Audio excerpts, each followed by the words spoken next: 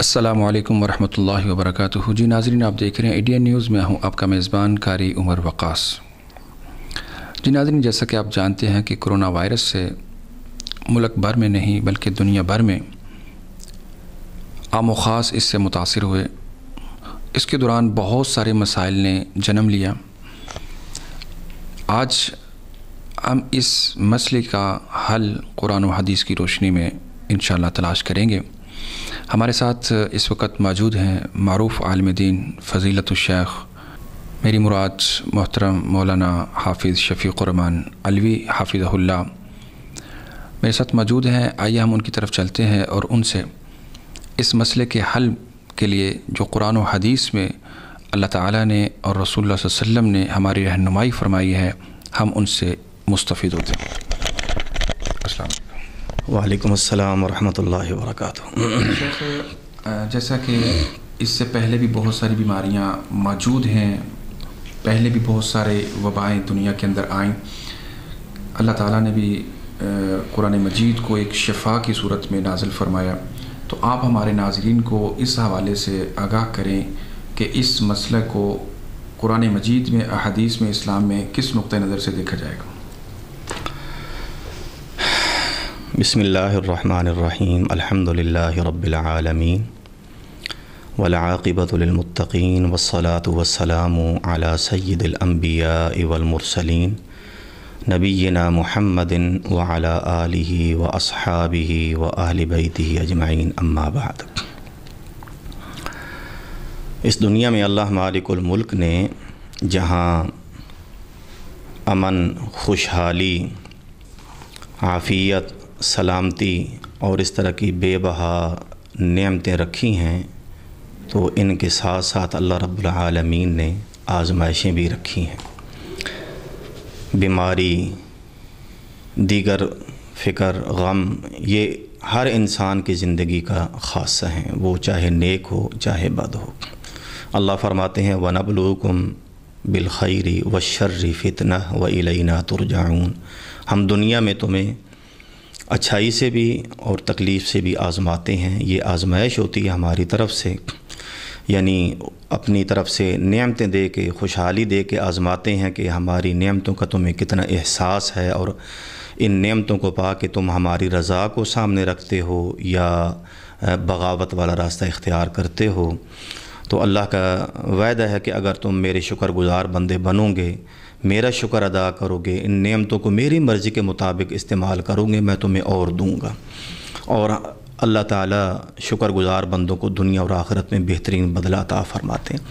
اور اسی طرح تکلیفیں اور پریشانیاں جب آتی ہیں تو اللہ مالک الملک اہل ایمان کے ایمان کا امتحان لے رہے ہوتے ہیں کہ اللہ کی طرف سے آئی ہوئی آزمائش اور تکلیف میں انسان کیا اللہ تعالیٰ کے اس فیصلے پہ راضی ہوتا ہے یا وہ ناگواری اور ناراضگی کا اظہار کرتا ہے۔ حدیث میں آتا ہے، نبی صلی اللہ علیہ وسلم کا ارشاد ہے جس کا مفہوم یہ ہے کہ جتنی بڑی آزمائش ہوتی ہے اتنا ہی بڑا اللہ نے اس کے ساتھ اجر اور ثواب رکھا ہوا ہے۔ تو جو انسان راضی ہوتا ہے فمن رضی فلہ الرضا ومن سخط فلہ السخط، جو انسان راضی ہو اللہ کے فیصلوں پہ تو اللہ بھی اس کو اپنی رضا سے نوازتے ہیں، اور جو ناراض ہوتا ہے تو اللہ کی طرف سے بھی اس کے اوپر ناراضگی ہی نازل ہوتی ہے۔ اللہ تعالیٰ ہمیں اپنی حفظ و امان میں رکھے۔ تو جہاں تک معاملہ ہے ان آزمائشوں کے موقع پہ کہ ہمیں کیا کرنا چاہیے، تو ایسی آزمائشوں کے موقع پہ یقیناً ہمیں سب سے پہلے جب یہ ہم سمجھتے ہیں کہ اللہ کی طرف سے آئی ہے تو یہ بھی ایمان ہونا چاہیے کہ یہ اللہ کے حکم سے ہی جائے گی۔ جس طرح قرآن مجید میں ہے کہ وَإِن يَمْسَسْكَ اللَّهُ بِخَيْرٍ وَإِن يَمْسَسْكَ اللَّهُ بِضُرٍّ فَلَا كَاشِفَ لَهُ إِلَّا هُوَ وَإِن يَمْسَسْكَ بِخَيْرٍ فَهُوَ عَلَى كُلِّ شَيْءٍ قَدِيرٌ، سورۃ الانعام، کہ اگر اللہ کی طرف سے آپ کو کوئی تکلیف پہنچے اور اللہ آپ کے اوپر وہ کوئی تکلیف بھیجے تو اللہ کے سوا کوئی اس کو دور کر ہی نہیں سکتا، اور اگر اللہ تعالیٰ آپ کو خیر اور بھلائی سے نوازے تو وہ ہر چیز پر قادر ہے، اور اس کے فضل اور رحمت سے کوئی انسان کسی کو محروم نہیں رکھ سکتا۔ تو جب اللہ کی طرف سے یہ آتی ہے تو اللہ کے حکم سے ہی یہ جاتی ہے۔ تو ہمیں اس موقع پہ کیا کرنا چاہیے؟ ہم سمجھتے ہیں کہ سب سے پہلے ہم دنیا کی تدبیروں کے اوپر غور و فکر کریں، حالانکہ ایسا نہیں۔ ہمیں یہ چاہیے کہ سب سے پہلے اس ذات کی طرف رجوع کریں جس ذات نے اس بیماری کو پیدا کیا، اور وہ اگر چاہے تو بغیر کسی دنیا کے ظاہری سبب کو اختیار کیے اس کو ختم بھی کر دے، کیونکہ بڑے سے بڑا بھی حکم ہو تو وہ جس طرح ایک شاعر نے کہا ہے کہ اللہ کا ہر حکم وہ کاف اور نون کے ساتھ ہے، کن کہے تو سب کچھ ہو جاتا ہے۔ تو اس لیے ہمیں سب سے پہلے تو اللہ کی طرف ہی رجوع کرنا چاہیے، اور سب سے آخر میں بھی اول آخر اللہ کی طرف رجوع ہی ہے، اور اس کے ساتھ ساتھ یقیناً ظاہری جو تدابیر ہیں علاج کی تو وہ بھی ہم اس کے مکلف ہیں اور پابند ہیں، جیسے نبی صلی اللہ علیہ وسلم کا ارشاد گرامی ہے کہ آپ نے فرمایا اللہ نے جو بیماری پیدا کی ہے تو اللہ نے اس کا علاج بھی پیدا کیا ہے، لہٰذا علاج ضرور کرو، اور حرام کے ساتھ یا حرام طریقے سے علاج نہ کرو۔ تو علاج بھی یہ ہم شرعی حکم ہے، اور یہ بھی اس کے بھی ہم پابند ہیں، لیکن یہ سمجھنا کہ علاج سے ہی بیماری جائے گی اور اگر علاج نہ ہو تو بیماری نہیں جا سکتی، یہ ایمان کے منافی ہے۔ اللہ رب العالمین ہی کے حکم سے بیماری جاتی ہے۔ اچھا استاد جی یہ بتائیے گا کہ جیسے بہت سارے لوگ، جیسے آپ نے کہا کہ اللہ کے حکم سے بیماری آئی اور اللہ کے حکم سے ہی جو ہے وہ جائے گی، بہت سارے لوگ اس وقت جو ہے وہ مختلف دعوے جو ہیں وہ کر رہے ہیں، جیسے لوگ کہتے ہیں جی ایک تویز کے ساتھ، ایک دم کے ساتھ ایسا ہو جائے گا، فلاں ہو جائے گا، فلاں ہو جائے گا، راتوں رات ہم ایسا کر دیں گے۔ اس وقت اس مشکل گھڑی کے اندر علماء کرام کا جو ایک کردار ہے وہ کس لیول پہ ہونا چاہیے؟ ان کو کس طریقے سے لوگوں کو جو ہے وہ اویئرنیس دینی چاہیے؟ جس طرح پہلے میں نے بات کی ہے کہ سب سے یعنی جہاں تک معاملہ ہے کہ ظاہری جو تدابیر ہیں، ایک تو یہ ہوتا ہے کہ ہر بیماری سے احتیاطی تدابیر یہ ہوتی ہیں کہ انسان ایسی چیزوں سے پرہیز کرے جس سے بیماری لگنے یا بیماری بڑھنے کا اندیشہ ہوتا ہے۔ پرہیز یہ تو ہر علاج کی ایک بنیادی شرط ہے۔ اس کے ساتھ ساتھ جو اس بیماری سے بچانے کے جو یعنی ظاہری ادویات وغیرہ ہیں یا جو بھی اپنے جسم کے اندر کو توانائی بڑھانے کا جو ذریعے ہیں وہ چیزیں تو ہو گئیں، اور یہ ہماری رہنمائی کرتی ہیں اس چیز کی طرف میڈیکل سائنس، اطباء نے، ڈاکٹروں نے ہمیں بتانا ہے کہ کیا تدابیر اختیار کرنی ہے۔ جہاں تک معاملہ ہے اللہ کی سے شفا کے حصول کے لیے جو روحانی جس کو ہم کہہ دیں یا کہہ لیں دینی نقطہ نظر سے ہم نے اللہ کو کس طرح یاد کرنا ہے، یا کون سے ایسی کوئی کلمات ہیں کہ ان کے پڑھنے سے ہمیں یقین ہو کہ اللہ تعالیٰ اس بیماری کو دور کر دیں گے یا ہمیں اس بیماری سے محفوظ رکھیں گے، تو شریعت نے اس معاملے میں ہماری بالکل مکمل رہنمائی کی ہے۔ جہاں تک معاملہ ہے یہ جو دعوے ہیں کہ ہتھیلی پہ سرسوں جمانے کے، یہ جھوٹ ہے سب کچھ، اور اللہ کے کلام پر، نبی صلی اللہ علیہ وسلم کے فرمان کے برحق ہونے پہ ہمیں یقین ہونا چاہیے۔ تو نبی صلی اللہ علیہ وسلم نے اور قرآن نے خود بھی اپنے بارے میں دعویٰ کیا ہے، جیسے کافی آیات ہیں جس میں قرآن نے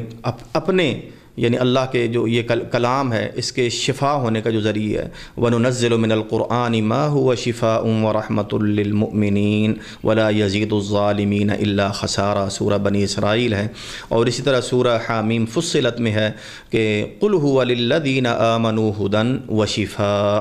تو یہ جہاں بھی قرآن نے اپنا شافی ہونے کا ذکر کیا ہے کہ یہ مومنوں کے لیے شفا ہے، تو اس میں کوئی شک نہیں کہ سب سے بنیادی شفا تو یہ ہے کہ یہ گمراہی اور دل کے اندر جو انسان کے غلط عقائد ہیں اور غلط سوچ ہے، غلط نظریات ہیں جو انسان کو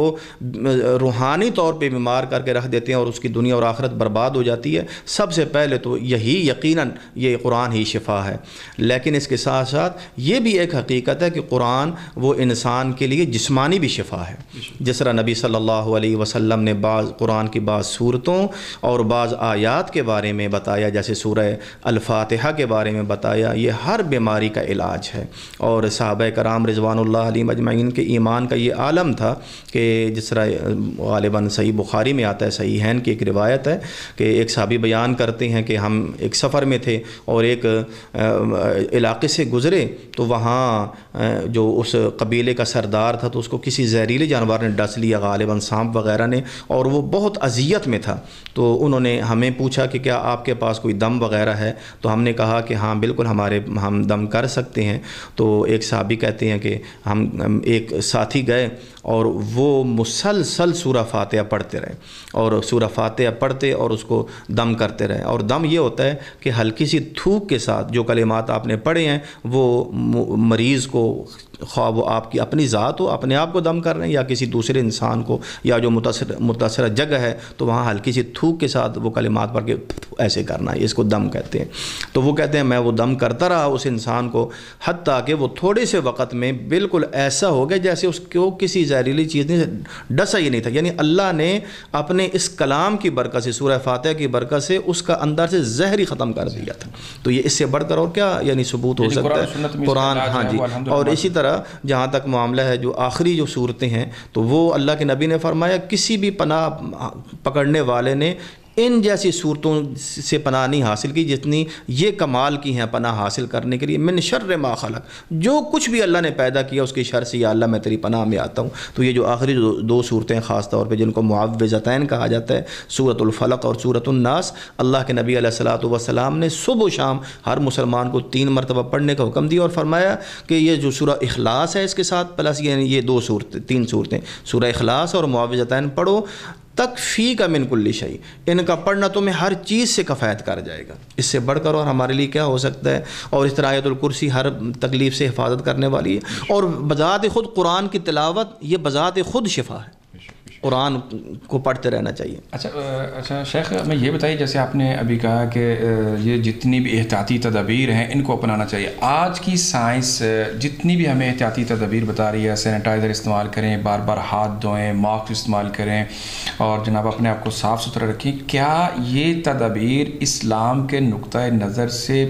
بہت پہلے، یعنی آپ صلی اللہ علیہ وسلم نے ہمیں نہیں بتا دی 5 وقت وضو کریں، یہ کریں، آپ اس بارے میں کیا یہ اسلام کے سائنس جو ہے وہ پابند نہیں ہے؟ جو آج ڈاکٹرز کہہ رہے ہیں، کیا اگر وہ اسلام پہ پہلے عمل کر لیا جائے تو وہ مناسب نہیں تھا؟ اللہ تعالیٰ آپ کا بھلا کرے. یہ بات تو آپ نے بہت پوائنٹ کی ہے، سوال اٹھایا ہے. سبحان اللہ. آپ نے جو سوال کیا ہے نا، تو اس کا جواب قرآن کی ایک آیت کی روشنی میں آپ کو دیتا ہوں. سورہ حامیم فصلت، جس کا میں نے ابھی حوالہ دیا ہے، اس کی آخری آیتیں ہیں. اللہ فرماتے ہیں سنوریہم آیاتنا فی الآفاق وفی انفسہم حتی یتبین لہم انہ الحق اولم یکف بربک انہ علی کل شیء شہید. ہم ضرور ان لوگوں کو اپنی قدرت کی نشانیاں دکھائیں گے. کہاں دکھائیں گے؟ فی الآفاق، دنیا کے کونے کونے میں. وفی انفسہم، اور پھر ان کے وجود کے اندر بھی، ان کے جانوں کے اندر بھی ہم ان کو اپنی قدرت کی نشانیاں دکھائیں گے. حتی یتبین لہم انہ الحق، اور یہ اس مقام پہ پہنچ جائیں گے کہ ان کے لیے یہ بات بالکل کھل کے سامنے آ جائے گی کہ یہی ہمارا دین حق ہے جو ہم نے نازل کیا ہے. ہمارا کلام، ہمارا رسول، ہماری دی ہوئی تعلیمات، اس سے آگے کوئی چیز نہیں ہے. یہ واضح ہو جائے گا. تو یہ ایک چھوٹی سی چیز نے، ایک چھوٹی سی بیماری نے ہمارے اس بنیادی طہارت کے تصور کو اللہ کے فضل سے اتنا واضح کر دیا ہے، عیاں کر دیا ہے، کہ جس وضو کو آج کل کے جو ترقی یافتہ اور یہ جو موجودہ تہذیب کے سے مرعوب لوگ ہیں، وہ اس کو ایک نعوذ باللہ کھیل یا وقت کا ضیاع سمجھتے تھے، آج وہ یہ ماننے پہ مجبور ہو گئے ہیں کہ اگر ہماری بیماریوں کا تحفظ اگر ہو سکتا ہے تو وہ اسی طریقے سے ہو سکتا ہے جو مسلمانوں کے لیے آج سے 1400 سال پہلے ان کے اوپر فرض کر دیا گیا تھا. اللہ نے کہا تھا اذا یا ایھا الذین آمنوا اذا قمتم الی الصلاۃ فاغسلوا وجوہکم وایدیکم الی المرافق وامسحوا برؤوسکم وارجلکم الی الکعبین. اور پھر نبی علیہ الصلوۃ والسلام نے، آج ہمیں سائنس کہتی ہے کہ اچھی طرح اپنی ناک جھاڑیں. اللہ کے نبی علیہ السلام نے اپنے صحابہ کو پہلے کہا تھا وبالغ فی الاستنشاق الا ان تکون صائما، ناک جھاڑنے میں زور لگاؤ، ہاں الا کہ تمہارا روزہ ہو تو پھر احتیاط کرو تاکہ روزہ متاثر نہ ہو، ورنہ ناک اچھی طرح صاف کرو، منہ اچھی طرح صاف کرو. ہمارے پاک پیغمبر جب مسواک کرتے تھے تو صحابہ کہتے ہیں کہ اتنے گلے تک صاف کرتے تھے کہ او او کی آواز آتی تھی. تو یہ سب کچھ تو ہمیں اسلام نے پہلے بتایا. الحمدللہ مسلمان اس موجودہ تہذیب سے صدیاں پہلے اس بہترین نسخے کے اوپر عمل بھی کر رہے ہیں، اور اس کی جو افادیت ہے اس سے وہ نہ صرف یہ کہ دنیا میں مستفید ہو رہے ہیں بلکہ ایمان کی وجہ سے. یہ تو ایک ظاہری عمل ہے نا, ایک تدبیر ہے. جب ہم اس کو عبادت سمجھ کے کرتے ہیں اللہ کے فضل سے, تو نبی علیہ الصلاۃ والسلام نے فرمایا کہ اگر تم ہاتھ جب دھوتے ہو تو تمہارے ہاتھ کے کیے گناہ معاف ہو جاتے ہیں, اللہ سب گرا دیتے ہیں ایک ایک عضو کے. حتیٰ کہ جب تم وضو کر کے فارغ ہوتے ہو تو تم ایسے ہوتے ہو گناہوں سے کہ گویا تم نے گناہ کیے ہی نہیں ہیں. اور پھر قیامت کے دن ہمارے یہ چاروں پانچوں اعضاء جو ہیں کلیان, یہ بالکل روشن ہوں گے, اور اللہ کے نبی ہمیں اسی روشنی سے پہچانیں گے. لیکن وہ کہتے ہیں بڑی دیر کر دی مہرباں آتے بالکل. اچھا شیخ, ہمیں جو ہے نا وہ آگے میرا ایک بڑا اہم سوال ہے کہ اتنی بڑی بیماری, اتنی بڑی آزمائش, اس کے دوران ہمیں جتنی تعلق باللہ کو مضبوط کرنا چاہیے تھا, اپنی عبادتوں کو بڑھانا چاہیے تھا, مساجد کو رونقیں بڑھ جانی چاہیے تھی, تو اس لاک ڈاؤن سے مساجد اور مدارس کو ایک بڑا ٹارگٹ کیا جا رہا ہے. تو آپ اس حوالے سے جو ہے وہ کیا کہنا چاہیں گے کہ مساجد اور مدارس ہی آخر اہداف کیوں ہیں؟ دیکھیں جی, یہ سوال ایک لحاظ سے آپ اس لیے کر رہے ہیں کہ جب آپ دیکھ رہے ہیں کہ اس مساجد اور مدارس کے علاوہ جو باقی جو جہاں جہاں پابندی ہے تو وہاں پابندیوں کا خیال بھی نہیں رکھا جا رہا, اور وہاں اتنی پکڑ دھکڑ بھی نہیں ہے. اور جہاں تک مساجد کے معاملے میں دیکھا جا رہا ہے تو یہاں جو ہے وہ لوگوں کو کافی جو ہے پریشانی کا سامنا ہے. لیکن ہم جو ہے نا اس میں اعتدال کو حساب میں رکھیں کہ ایک تو یہ کہ تعلق باللہ وہ یہ نہیں کہ مساجد میں ہی ہوتا ہے. اللہ کے نبی علیہ الصلاۃ والسلام نے جہاں مساجد کھلی بھی ہوں, اللہ تعالیٰ عافیت سے رکھے, وقت جلدی لائے کہ ہماری مسجدیں اور مدارس کھل جائیں اور ساری معمولات جو ہیں ان میں لوگ جو ہیں ان کو آسانی نصیب ہو جائے. ہم تو یہ ہر وقت دعا کر رہے ہیں. تو اس موقع پہ بھی اللہ کے نبی نے فرمایا کہ اپنے گھروں کو قبرستان نہ بناؤ. یہ جو تمہاری 5 وقت کی نمازیں ہیں, ان نمازوں میں سے ہی اپنے گھروں کا بھی حصہ رکھا کرو, یعنی نوافل اور سنتے گھروں میں پڑھا کرو. اور اللہ کے نبی علیہ السلام کا ارشاد ہے کہ انسان کی بہترین نماز وہی ہے افضل ادائیگی کی جگہ کے لحاظ سے کہ جو وہ گھر میں پڑھتا ہے سوائے فرض نماز کے, کہ وہ مسجد میں ہی مرد کا آنا ضروری ہے. تو گھروں کو انسان جہاں بھی اللہ کا ذکر کرے, ہونا یہ چاہیے کہ لوگوں کو وہ جہاں بھی ہوں, ان کے گھر ہوں, دفاتر ہوں, مساجد ہوں, اللہ کا ذکر اور اللہ تعالیٰ کی یاد اور اپنے آپ کو ایک طہارت اور صفائی کی شکل میں رکھنا, یہ ہماری پوری زندگی کے اوپر حاوی ہونا چاہیے. اور اسی کی برکتیں ہیں, اسی کی برکت سے جو ہے انشاءاللہ یہ بیماریاں جائیں گی. کہ ہمیں کثرت سے اللہ کا ذکر کرنا چاہیے. اور اللہ کا ذکر کس شکل میں کہ سب سے پہلے تو یہ معلوم ہمیں ہونا چاہیے ہمارا ایمان کہ جو تکلیفیں عموماً آتی ہیں وہ ہماری اپنی غلطیوں کی بنا پہ آتی ہیں.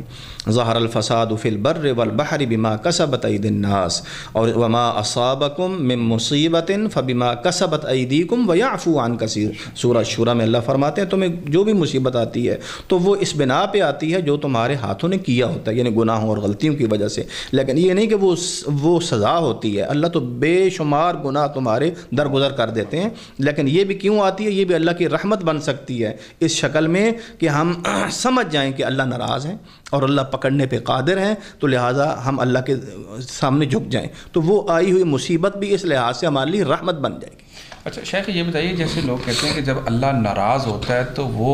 رزق نہیں چھینتا بلکہ وہ اپنے عبادت سے محروم کر دیتا ہے. آپ اس حوالے سے جو ہے وہ کیا کہنا چاہیں؟ ہاں جی, جہاں تک معاملہ ہے کہ اللہ کی ناراضگی کا, تو واقعی اس میں تو یہی ہے. اگر ہم دیکھیں کہ یعنی اللہ کی ناراضگی گناہوں سے ہوتی ہے,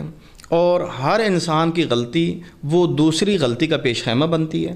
اور انسان اللہ کی رحمت سے محروم ہوتا ہے اور شیطان کا تسلط بڑھ رہا ہوتا ہے.